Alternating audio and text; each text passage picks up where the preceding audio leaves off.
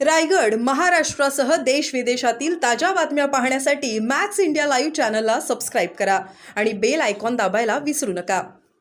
कल हो गया, चलो तो गांव का सवाल मत पूछना मुझे, बोलिए।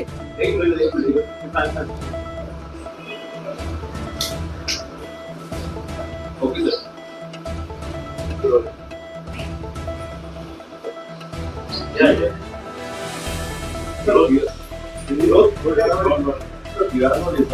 लड़ाई शुरू हो गई, महायुद्ध शुरू हो गया, इसका वर्ल्ड वॉर कह सकते हैं, लेकिन सब बात नहीं सुन रहे सर, किस तरीके से आप देखते हो?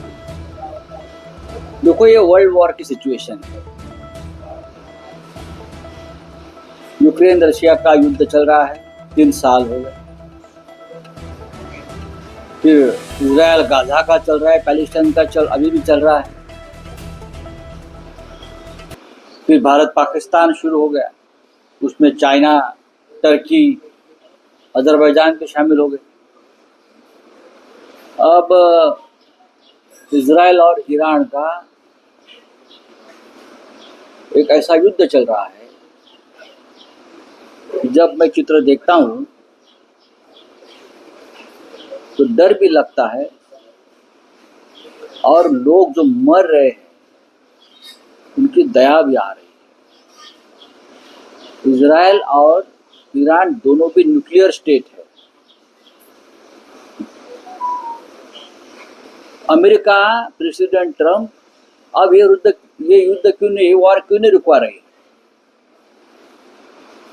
जिस हिसाब से और जिस ताकत से प्रेसिडेंट ट्रम्प ने हिंदुस्तान को, प्रधानमंत्री मोदी को इसलिए वॉर रुकवा के लिए जबरदस्ती की थी, व्यापार की धमकी देकर, और बार बार बोल रहे 14 बार 15 बार बहुत बड़ी हानि हो जाती, दोनों के पास न्यूक्लियर वेपन्स है।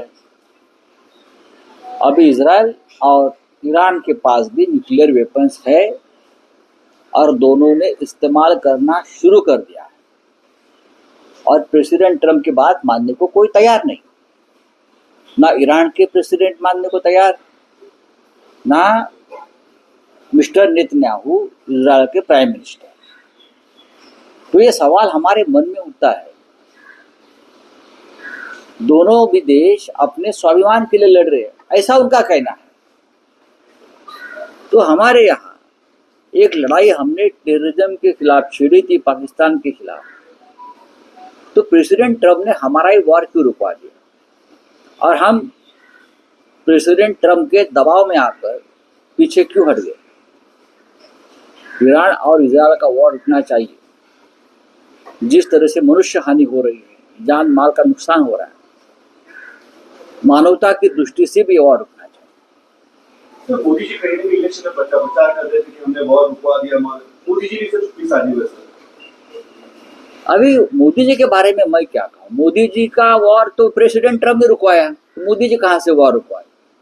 जो वॉर मोदी जी ने शुरू किया था, ऐसा मोदी जी का कहना है, वो वॉर तो प्रेसिडेंट ट्रम्प ने मोदी को रुकवाने के लिए दबाव डाला।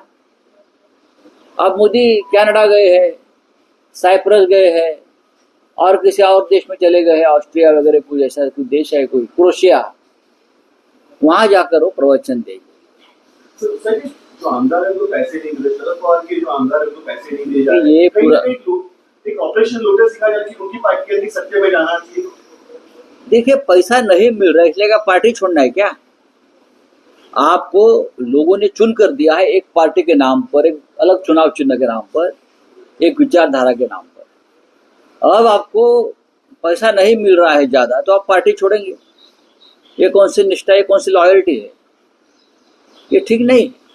तो सामान्य आपने कहा है देवेंद्र फडणवीस से बात करने की मुलाकात हुई, वही भास्कर लाल ने एक सर्वे की बात की, 54% ठाकरे ब्रांड को मिलेगा।